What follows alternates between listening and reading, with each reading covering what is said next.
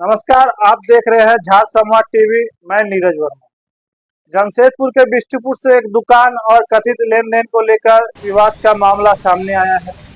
एक महिला दुकानदार का आरोप है कि दुकान अपने नाम कराने के लिए वह लंबे समय से हर महीने बड़ी रकम दुकान मालिक को देती रही, लेकिन अब दुकान मालिक उन पैसों को किराया बता रहा है। महिला का यह भी आरोप है कि अतिरिक्त पैसे की मांग की जा रही है और विरोध करने पर दुकान की बिजली काटने तथा हथियार दिखाकर धमकाने जैसी घटनाएं। हालांकि इन आरोपों के समर्थन में महिला के पास फिलहाल कोई लिखित दस्तावेज या अन्य प्रत्यक्ष साक्ष्य होने की बात सामने नहीं आई है। वहीं इस मामले में दुकान मालिक का पक्ष अभी तक सामने नहीं आया है। यदि महिला द्वारा लगाए गए आरोप सही पाए जाते हैं तो यह गंभीर मामला हो सकता है। फिलहाल पूरे मामले की सच्चाई जांच के बाद ही स्पष्ट होगी। हमारा चैनल किसी भी पक्ष के आरोपों की स्वतंत्र पुष्टि नहीं करता है और दोनों पक्षों का पक्ष सामने आने पर उसे भी प्रमुखता से प्रसारित करेगा। धन्यवाद। कुछ मुद्दा है यहाँ पे सैलून का, क्या हो रहा है आपके साथ? देखिए, मेरा एक्वा सैलून 19-20 साल से चल रहा है और यहाँ पता भी है कि ये जो मैंने खोला था ना, ये जो मुथुरामन की वाइफ नेरुरकर, मिसेस नेरुरकर थी, उन्होंने खोला था बहुत अच्छे लोगों के थ्रू। तो ये काफ़ी अच्छा चलता था। तो ये जो जगह था मैं ली थी, एक जनक वसानी है जलाराम इलेक्ट्रिकल वाले, उनसे लिया था मैंने। और उनकी वाइफ ही बोली थी, मेरा सैलून कहीं मेन रोड में था, वो बोली नहीं मेरे यहाँ पे आ जाओ, जगह अच्छा है, तुम खरीद लो अन्नू। ये गराज पोर्शन है बट उन्होंने खरीदवा दिया। तो ठीक है, मैंने उनको कुछ एडवांस दिया था, धीरे धीरे 10-20-30 लाख करके मैंने एडवांस दिया। फिर मैंने रोका तो मेरे को बोले कि आप कुछ इंस्टॉलमेंट देते रहिए 40,000 करके, और 40,000 करके मैं उनको एडवांस देती थी। लेकिन उन बीच से ही उनका थोड़ा नेचर और बिहेवियर थोड़ा अलग ही है। जैसे फ़ोन किया, अगर तुरंत नहीं उठा पाए लाइन काट देंगे। ये इलेक्ट्रिक का कोई बिल अगर भिजवाएँ तो उसके बाद में बोलेंगे कि इसको एकदम तुरंत दे दीजिए। हम बोले अरे आपने तुरंत दिया, 1-2 दिन रुकिए, तो उसमें भी लाइन काट दे। तो ये सब झेलते झेलते मेरा बहुत परेशानी होता था। फिर मैं लेकिन कुछ बोले, लेकिन मैं शांति से 17-18 साल से काम कर रही है। कोविड के बाद में क्या हुआ कि उन्होंने मेरे को बोला कि आप मुझे मोटा मोटी 12-12.5 लाख रुपए मैनेज करके दे दीजिए। मैं गोल्ड लोन लेकर के उनको पैसे दी, पर ये इनका जो इंस्टॉलमेंट था वो चलता रहा। अभी वो एक झूठा HRC केस भी कर दिए हैं कि ये मेरे यहाँ पे मतलब ये सब पैसा आपको थोड़ी ना रिटर्न मिलेगा, ये सब तो एक तरह से रेंट है। तो हम बोले कि सर इतना दिन से जो आप पैसा ले रहे, दिस इज़ तो नॉट रेंट। लेकिन ये लाइन काटने का क्या है? लाइन मतलब हम लोग काम करते, इतना कस्टमर आता है। अभी एक झोंक कस्टमर आते आकर के चिल्लाए यहाँ पर कि अरे यहाँ क्या बोलते हैं कि क्या हो रहा है, कहाँ है ओनर, ऐसे बोल के चिल्लाया। बंदूक लेकर के आते हैं, डराते हैं, चल जाते। सब स्टाफ लोग देखिए डर के उधर बैठा है, कोई उधर चला गया डर के मारे। तो ऐसे तो नहीं चलेगा ना सर, मेरा चलता फिरता दुकान है। अगर 18 साल से कहीं पे बिजनेस हो रहा है, कितने लोगों का रोजी रोटी चल रहा है, कितनी लेडीज़ काम करी, कितने लड़के काम कर रहे हैं, तो फिर हमारा रोजी रोटी कैसे चलेगा? और दूसरा चीज़ है कि अगर आप लाइन काटा, आप देख सकते हो कि 7 दिन से मेरा लाइन कटा है, आपके सामने ही 2-3 कस्टमर लौटे हैं। तो अगर मेरे को आप कमाने भी नहीं देंगे और उसके बाद में फिर आप पैसा का भी डिमांड करो, तो ये तो टॉर्चर कर रहे हैं। मेंटली टॉर्चर से मेरा तबीयत ख़राब हो गया। इसके पहले भी एक बार लाइन काट तो मैं बेहोश होकर गिर गई थी, तो भी हंसी मजाक उड़ाते हैं। मतलब टॉर्चर करने का लिमिट पार है। और लिखित में हुआ था कि खरीद बिक्री मौखिक उस समय बोले थे कि जो भी पैसा मैं कोई भी हाल में कोई भी पेपर वर्क नहीं करूँगा, कोई भी पेपर वर्क नहीं करूँगा, क्योंकि ये सब जो भी एडवांस होता है ये सब कोई लिखा पढ़ी नहीं होता है।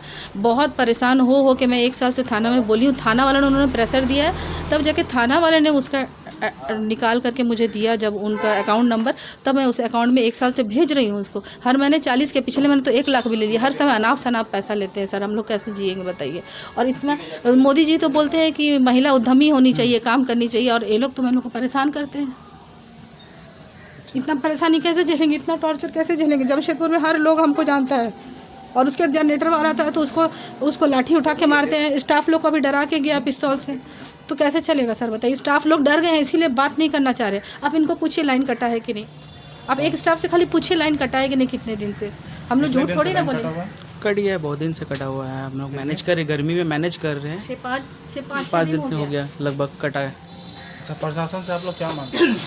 प्रशासन से हम लोग यही बोलते, कम से कम लेडीज़ को काम तो करने दिया जाए, शांति से काम करने दिया जाए। कहीं ना कहीं उनका नियत भी गलत है, बहुत सारी बातें हैं, लेकिन हम लोग को वो सब नहीं बोलना। हम लोग को शांति से बस काम करने दिया जाए। अगर एक लेडीज़ को आगे बढ़ना है और उस लेडीज़ के साथ आज 20 लोग जुड़े हुए हैं, काम कर रहे हैं, तो उनको काम हम कैसे करवाएंगे? इस लाइन कटे स्थिति में कैसे कराएंगे?